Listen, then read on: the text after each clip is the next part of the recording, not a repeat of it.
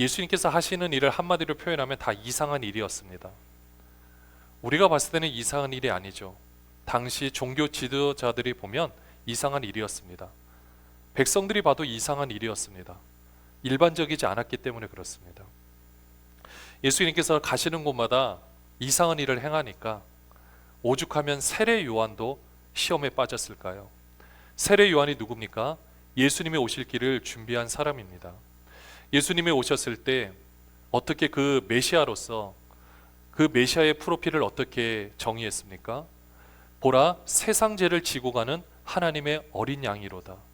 이게 세례 요한이 그 평생 동안 적어도 그 광야에서 외치기 전까지 그 인생 가운데 정리해서 내놓은 메시지가 바로 세상 죄를 지고 가는 하나님의 어린 양이라는 메시지였습니다. 이런 세례 요한이 예수님이 오실 길을 준비를 했어요. 그때까지만 해도 죄 문제를 해결할 수 있는 법은 다 제사였는데 세례 요한 때부터는 죄 문제를 해결하는 법이 다 세로로 바뀌게 되었습니다. 예수님은 그것을 그대로 이용하셔서 그 사역을 펼쳐갔습니다. 그런 세례 요한이 예수님께 뭐라고 말한지 아십니까? 오실 그이가 당신이오니까, 아니면 다른 일을 기다려야 하오니까. 감옥에서 세례 요한이 너무 이상하다고 생각한 거예요. 예수님이 너무 이상하다고 생각하니까 이렇게 말을 했습니다. 그 정도로 이상하셨어요. 근데 그 이상함이 어떻게 보면은 예수님이 바른 일을 했고 나머지가 다 이상한 일을 하고 있었는지도 모릅니다.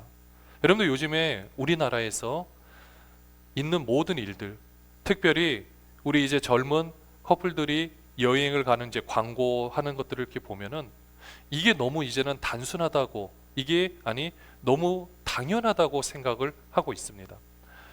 지금은 그게 당연하니까 그렇지 않으면 고리타분하다고 생각을 해요. 모든 사람들이 신호를 안 지키면 신호를 지키는 사람이 이상한 사람이 되고 맙니다. 모든 사람이 탈세를 하는데 내가 바르게 세금을 내면 이상한 사람이 됩니다. 모든 사람들이 이중 계약서를 쓰는데 내가 바른 계약서를 쓰면 내가 이상한 사람이 됩니다. 이게 오늘날의 현실입니다. 우리는 이런 삶 가운데서 매번 부딪히고 있죠. 우리는 어떤 선택을 해야 되는가? 오늘 예수님께서 하시는 이상한 일을 통해서 우리의 삶은 어떤지 한번 좀 돌아보는 시간이 되었으면 좋겠습니다. 오늘 종료주일이에요. 예수님께서 지금 오늘 본문에도 보면 이상한 일을 하시는데 진짜 이상한 일을 또 하시는데요. 예루살렘에 입성을 하십니다. 예루살렘에 보통 입성을 할 때는요, 어떻게 하느냐? 백마탄 왕자 들어보셨죠? 이 말을 개선 장군처럼 타고 막 들어오는 거예요. 이게 들어오면 사람들이 막 환호성을 합니다. 보통 언제 그랬느냐?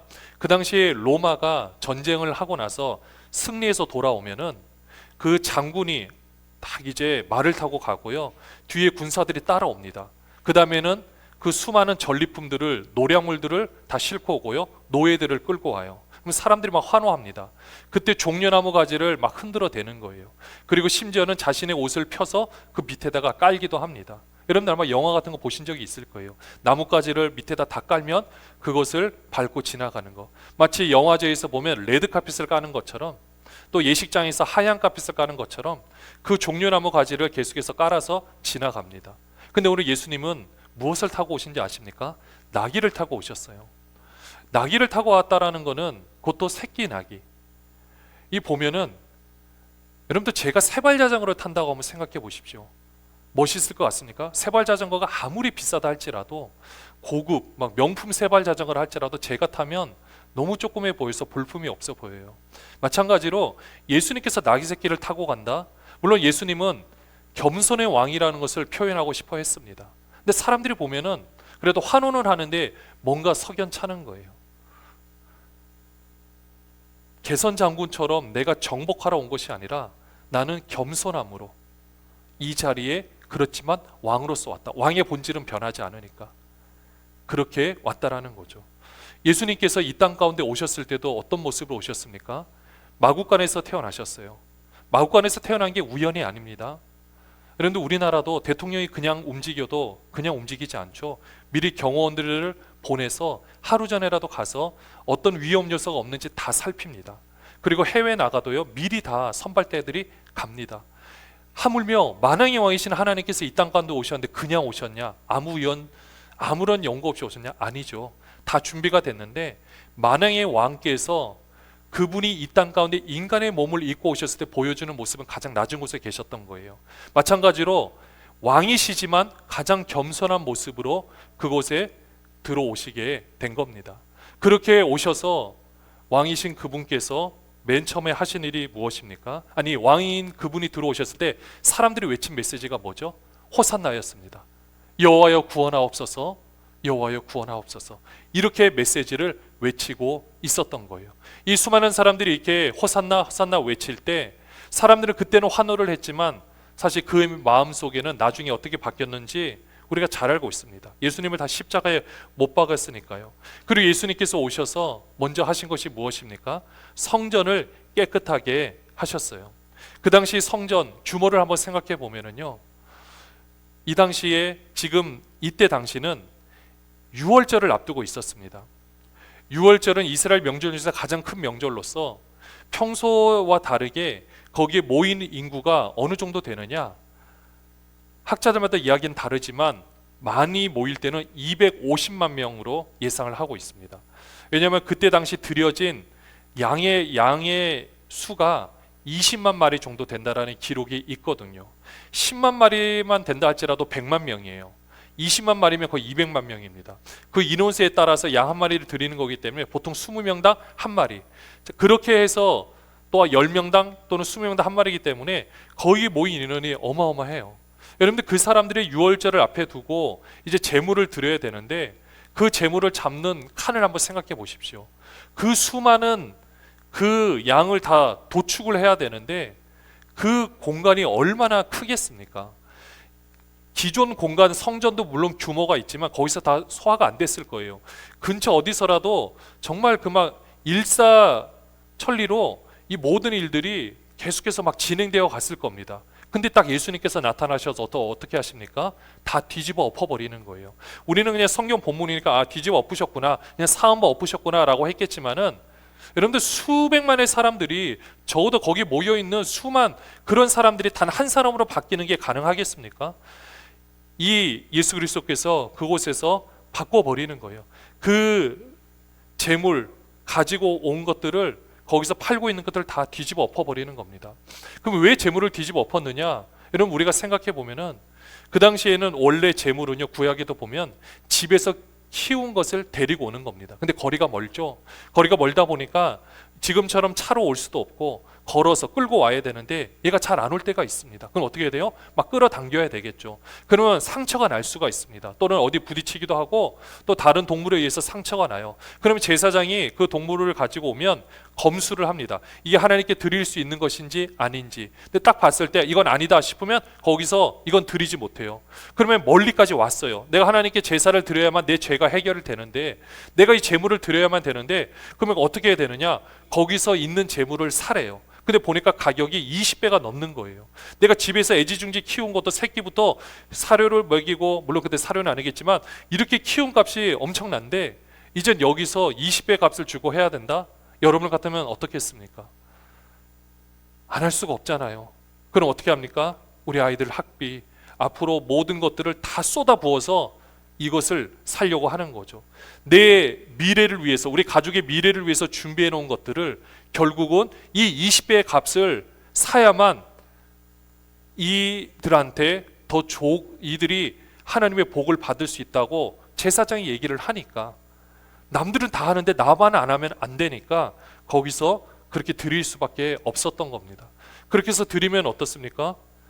그 돈을 이미 다 소비를 해야 돼서 앞으로 생활할 수 있는 돈이 없게 되는 거죠. 예수님은 그것을 보고 계신 거죠. 그리고 외국에서 수많은 사람들이 또 옵니다. 근데 외국 돈은, 세상의 돈은 여기서 성전 안에서는 부정하다 그래가지고 통용이 되지 않아요. 그럼 어떻게 되느냐? 성전 세겔로 바꿔야 됩니다. 근데 이 환전 수수료가 또 너무너무 비싼 거예요. 이걸로 통해서 다 폭리를 취하니까 또 어쩔 수 없이 멀리서 왔잖아요. 이거 여기까지 왔는데 들어온 비용을 생각하면 여기서 또 이거를 안 할 수가 없잖아요. 재물도 멀리서 오니까 사야 되죠. 그 환전도 해야 되죠. 이렇게 해서 날도둑놈이라고 말하지만 뭐 어쩔 수 없잖아요. 그런 상황 가운데서 사람들이 이를 갈고 있었을지도 모릅니다. 그때 예수님께서 이것을 엎으셨을 때 이게 이상한 일이었어요. 하지만 사람들은 마음으로서는 다 동조를 하고 있었다라는 사실이죠. 그렇게 해서 이제 이 부분을 예수님은 다 엎으시고 뭐라고 말씀하시느냐? 내 집은 기도하는 집이라 일컬음을 받기를 원하는데 너희들은 강도의 소굴을 만들었다라고 표현을 하셨습니다. 여러분들 이게 어떻게 보면은 그 당시에 예수님께서 행하신 이상한 일이었어요. 근데 바른 일입니다. 그들이 와서 내 집은 어떤 집입니까? 와서 기도하는 집이에요. 우리가 이 자리에 오는 게 왜 오는 겁니까? 여러분들 여기서 내가 뭔가를 드려서 하나님께 뭔가 보탬이 된다 착각하실 수 있는데 그렇지 않습니다. 내가 여기서 뭔가를 하면 하나님이 내 기도를 받으셔서 뭔가를 하신다. 아닙니다. 하나님은 그냥 행하세요. 하나님은 이루어 가십니다. 근데 우리가 여기 와서 내가 기도를 하고 예배를 하면 그 하나님의 내가 좀 더 그 뜻을 알기 때문에 하나님께서 주신 힘으로 내 삶이 변화가 돼요. 내 삶이 변화가 되면 자연적으로 내 주위의 사람의 삶도 같이 변하게 되어 있습니다. 하나님이 나를 통해서 내 기도 제목을 그렇게 이루어 가세요. 내가 기도하니까 이루어 가시는 게 아니라 내가 하나님을 이루어 가시는데 그 과정 가운데 하나님은 내가 시험에 들지 않고 내 삶이 변하기를 하나님은 원하고 계시는 거예요.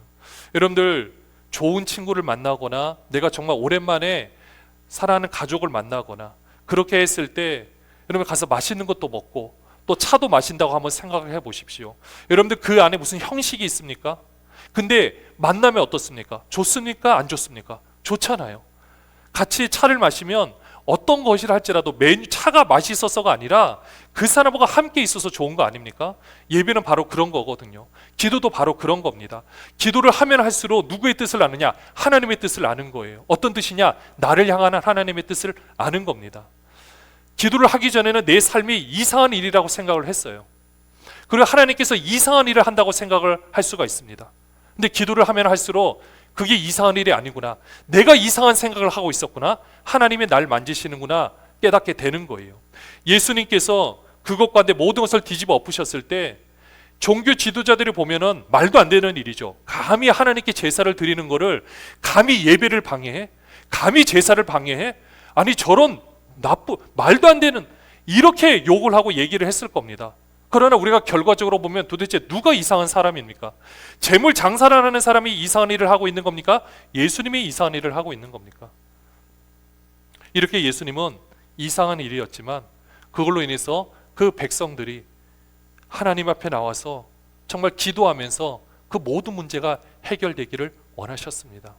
사랑하는 여러분, 여러분들이 주일날 예배를 오는 거는 내가 이 시간에 뭔가를 한다라는 게 아니라 마치 같이 밥을 먹고 차를 마시듯이 내가 그냥 하나님 품 안에서 내가 정말 사랑하는 하나님과 함께 약속된 시간 안에 함께 거하는 겁니다. 그냥 이곳에서 하나님의 무한한 영광을 함께 경험하고 누리고 그 사랑을 알아서 또 한 주간의 내 삶 가운데 역사하고 계시는 그 하나님의 손길을 내가 미리 경험하는 겁니다. 기도도 마찬가지입니다. 그 하나님의 뜻을 내가 더 깊이 알아가는 겁니다. 우리가 부모로서 자녀가 원하지 않아도 자녀에게 꼭 필요한 것은 우리가 해주듯이 하나님도 우리가 필요한 것은 하나님이 알아서 다 해주십니다. 그 과정 가운데 그것을 때로는 견뎌야 되고 이겨야 되다 보니 또 기도가 필요할 때가 있는 거죠. 사랑하는 여러분들, 또 예수님께서 이상한 일을 또 행하셨습니다. 그게 보면 14절에 보면 나오는데요. 맹인과 저는 자들이 성전에서 예수께 나오매 고쳐주시니. 당시 성전은 날 때부터 보지 못하는 사람과 다리 저는 사람은 들어갈 수가 없습니다. 성전은 몸에 어떤 질병이 있거나 불구 있는 사람은 들어올 수가 없습니다. 지금 이렇게 들어왔다라는 것은 누군가 오라고 했기 때문에 가능하겠죠. 예수님이 들어오라고 하신 거죠. 내 집은 만민이 기도하는 집이라고 했어요. 너희는 강도의 소굴을 만든다. 돈이 없어도 그때는 못 들어오는 거예요. 하물며 이렇게 몸에 아픔이 있다라면 들어올 수가 없습니다. 근데 이들이 제일 안타까운 것은 내가 들어오지도 못하는 거지만 하나님께서 나를 여기에 초대하지 않으셨다라는 그런 고정관념을 당시 바리새인들이 심겨주었어요. 근데 예수님은 그것을 다 깨버리는 겁니다. 그렇게 하고 그들을 초대하는 거예요. 그리고 어떻게 합니까? 성전에서 예수께 나오매 고쳐주시니, 이미 제물을 드리는 거는요 다 멈춰진 거예요. 더 이상 진행을 할 수가 없습니다. 사람들이 더 이상 아마 그 데모하는 것처럼 다 막은 것 같아요. 서로 이제는 더 이상 못하겠다, 더 이상 우리가 이렇게 할 수는 없다라고 다 막고, 그 몸이 아픈 사람들이 왔을 때 예수님이 고쳐 주십니다. 여러분들, 그는요 회개를 해도 하나님이 받아주지 않는다라고 생각을 했어요. 내가 몸이 이렇게 된 거는 하나님이 날 이렇게 만드셨기 때문에 나는 더 이상은 소망이 없다. 근데 하나님이, 예수님께서 만져주시죠. 어떻게 합니까? 고쳐주세요. 그러면 몸이 회복이 됩니다. 그 말은 뭡니까? 그들의 입장으로 보면, 이상한 일의 입장에서 보면 하나님이 회복시켜 주신 거예요. 이제는 자유하게 된 겁니다. 그래서 성전에서도 마음껏 예배하고 그 삶 가운데도 마음껏 살아갈 수가 있습니다.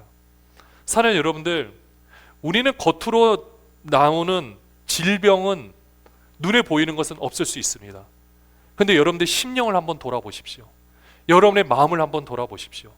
내 마음은 나의 온전한 형태로 이렇게 있는가? 나의 겉모습처럼 이렇게 이 형태로 있는가? 아니면 어딘가 지금 상처가 나서 피를 흘리고 있지는 않은가? 아니면 내가 정말 이 맹인처럼 육체의 눈을 통해서 제대로 보지 못하는 것처럼 내가 정말 하나님을 제대로 보지 못하고 내 옆에 있는 사람을 제대로 보지 못하고 있는 것은 아닌가? 나는 본다고 하는데 이거는 이상하게 내가 보고만 있지는 않은가? 여러분들, 우리의 모습을 한번 생각해 보실 필요가 있습니다. 그러면은 나는 이게 원래 내 모습이야, 나는 변할 수 없어, 나는 이렇게 살아가는 거야, 이러면 우리는 성전 앞에 나아갈 수가 없습니다. 여러분들, 근데 이런 모습이라 할지라도 우리는 어디에 나올 수 있습니까? 하나님 품으로 나올 수가 있습니다. 하나님은 그런 우리를, 너는 내가 하나님의 거룩한 존재니까 너는 감히 내 앞에 오면 안 돼. 그럼 우리는 어떻습니까? 내가 좀 이 모습이 나아지면 하나님께 나아갈 수 있겠지. 아닙니다. 있는 모습 그대로 나아가는 겁니다. 하나님이 다 받아주십니다. 교회도 마찬가지입니다. 마음이 상처나거나 힘들고 어려운 그 상황 그대로 오는 겁니다. 육신의 질병도 마찬가지입니다. 내가 사회에서 더 이상 할 수 없다고 생각하는 그런 모든 모습 가운데 우리가 이 자리에 나아오는 겁니다. 요즘에 SNS를 보면 기독교에 대해 하나의 트렌드가 있는 것을 제가 유심히 보고 있습니다. 그게 뭐냐면요, 아무리 아주 이제 정말 유명한 목사님 말고는 그냥 이름 있는 목사님이라 할지라도, 그 교회라 할지라도 설교 방송의 이 조회수를 이렇게 보면은 정말 몇 안 됩니다. 그 교인이 사실 규모가 큰데요. 근데 이름이 알려져 있지 않아요. 때로는 되게 그냥 연약한 모습을 오픈을 해요. 근데 그러면서 그 마음을 위로하고 하나님이 지금 이렇게 당신을 만지시고 인도하여 주십니다, 이 메시지에 모든 사람들이 열광을 하고 있습니다. 정말 요즘에 그래요. 얼마 전에는 한 교회가 유튜브 조회수가 거의 잘 안 나왔는데, 오늘 우리가 이렇게 찬양한 것처럼 정말 어린아이가 드럼을 치고 그 찬양하는 모습이 조회수가 몇십만이에요. 그러니까 조회수가 전부는 아니지만 사실 그거를 기술적으로 오픈 안 할 수가 있어요. 근데 지금은 그런 시대가 아니다라는 겁니다. 우리가 모든 것을 갖춰 있고, 교회라는 모습도 그렇고, 우리가 딱 뭔가 되어 있는 상황에서 오라 그러면 자신있게 요즘 올 수 있는 사람이 정말 없습니다. 겉으로가 물질이 부족해서 못 온다라는 뜻이 아니에요. 내면의 모습이 지금 너무나도 다 병들어 있기 때문에, 너무나도 힘들어하기 때문에 내가 혹시 또 그런 곳에 가서 상처를 받지는 않을까? 내가 또 더 힘들어지지 않을까? 내가 내 모습을 오픈했을 때 저 사람들이 어떻게 이상하게 보지 않을까? 이런 마음의 고민과 생각들로 인해서 지금은 사람들이 그 마음이 지금 너무나도 힘든 상황이라는 거죠. 어떻게 보면은 오늘 이 말씀을 보면서 우리의 모습을 한번 생각해 보시고 앞으로 우리 교회가 나아가야 될 방향과 또 우리가 어떻게 사역을 감당해야 될지 좀 생각해 볼 수 있는 시간이 되었으면 좋겠습니다. 사랑하는 여러분들, 하나님께서 오늘 우리의 마음이 어떻든지 간에 만지시는 줄로 믿습니다. 우리의 상황이 어떻든지 간에 하나님은 그 상황을 있는 모습 그대로 받아주시는 줄로 믿습니다. 내가 하나님 앞에 완벽하기 때문에 나오는 것이 아닙니다. 내가 못하니까 나오는 겁니다. 내 힘으로는 할 수 없으니까 나오는 거예요. 나라는 존재는 숫자로 보면 0과 같은 존재, 아무것도 아닌 존재예요. 아무리 많이 갖다 붙여도 소용이 없지만 하나님께서 그 앞에 1만 써주면은요, 우리 숫자가 있는 대로 그 앞에 숫자는 상상을 초월하는 숫자로 바뀌어질 수가 있는 겁니다. 앞에 그게 붙냐 안 붙느냐가 너무나도 중요하죠. 우리 앞에 누가 있느냐가 중요합니다. 대장 대신 예수 그리스도께서 우리와 함께 하시지 않으십니까? 우리 만왕의 왕이신 하나님께서 지금 함께 하시지 않으십니까? 오늘 적어도 우리가 아까 함께 우리가 찬양을 할 때 우리가 뭐 대단한 것을 갖추지 않아도요, 적어도 그 순수한 마음만큼은 여러분들 하나님 앞에서 얼마나 귀한 모습인지 모릅니다. 여러분들의 모습도 그렇게 기쁘게 찬양하는 모습, 이 세상에 그 어떤 무엇과도 바꿀 수가 있겠습니까? 다른 어떤 규모와 어떻게 바꿀 수가 있겠습니까? 사랑하는 여러분들, 오늘 말씀 또 한번 보십시오. 15절 16절에 보시면 어린아이들이 호산나 호산나 막 소리를 지릅니다. 지금 어른들은 분위기를 파악하고 나서 지금은 말 잘못하면 안 되겠다, 딱 이러고 입을 다문 거예요. 처음에 호산나 호산나 막 사람들이 외친 거 기억하시죠? 근데 성전을 다 엎어버리시니까 그래도 약간 환호성이 나는데 말은 못해요. 그 다음에 이 병든 자들을 다 고쳐주시니까 난리가 났어요. 근데 이것도 일반 사람들은 이해하지 못했을 겁니다. 그런데 어린아이들은 눈치채지 못하고 어떻게 합니까? 어린이들이 다윗의 자손이여 호산나 이렇게 외치니까 누가 노예요? 바리새인들을 보고 노하는 거예요. 왜냐하면 어린아이는 완전하지 않은 존재라고 생각을 하니까. 그런데 예수님께서는 그 모습을 통해서 뭐라고 말씀하십니까? 어린아기와 젖먹이들의 입에서 나오는 찬미를 온전하게 하셨나이다 함을 너희가 읽어본 일이 없느냐. 이 시편 말씀을 인용해서 이 모든 이 고백을 하나님께서 다 받으신다라는 거죠. 이제는 우리 안에서요, 우리의 연약한 모습을 오픈을 했을 때 우리가 그걸 가지고 발목을 잡을 것이 아니라 우리가 서로 우리의 마음을 함께 나누는 것이 필요합니다. 우리 예수사랑교회라는 이미지도 앞으로는 사람들이 이곳에 와서 편안하게 그 마음을 새롭게 다시 다지고 회복이 되고 치유가 되는 그런 공동체가 되어야 하는 거죠. 이제는 우리 패러다임도 바꿔야 될 줄로 믿습니다. 이거는 이상한 일이 될 수 있습니다. 사람들이 봤을 때 이상한 일이라고 여길 수가 있습니다. 그러나 이상한 일이 아닙니다. 예수님께서 행하신 것처럼 오늘 우리를 통해서 예수님께서 행하신 이상한 일이 결국은 사람을 구원해내는 일이 되었던 것처럼 오늘 우리가 하는 이런 모습들이 세상에서는 도저히 용납되지 않은 모습이라 할지라도 우리 안에서는 만민이 와서 기도하고 함께 나누고 함께 즐거워하고 함께 먹고 마시면서 이 안에서 온전한 회복이 이루어질 때 하나님은 우리 교회를 통해서 많은 병자를 고치시고 마음의 병도 고치시고 하나님의 놀라운 역사를 이루어 가실 줄로 믿습니다. 그 하나님을 아름답게 이름을 찬양해내는 공동체, 또 우리들이 이 귀한 하나님의 뜻을 하나님은 분명히 이루어 가실 것입니다. 사랑하는 여러분들, 이 만왕의 왕께서 오늘 이렇게 오신 이유가 무엇입니까? 십자가에서 죽으시기 위한 것 아닙니까?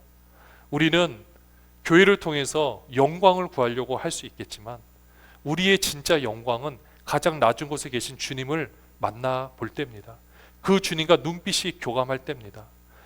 우리가 때로는 힘들고 어려운 일이 있다 할지라도 우리의 삶 가운데서 여러분들이 예전의 모든 생각들은 좀 내려놓고 이제는 내가 이상한 일이라고 생각하는 그곳에 우리가 함께 있기를 원합니다. 하나님께서 우리를 만들어 가십니다. 인도해 나가십니다. 그 하나님을 믿고 의지하는 모든 분들 되시기를 주님의 이름으로 축원합니다.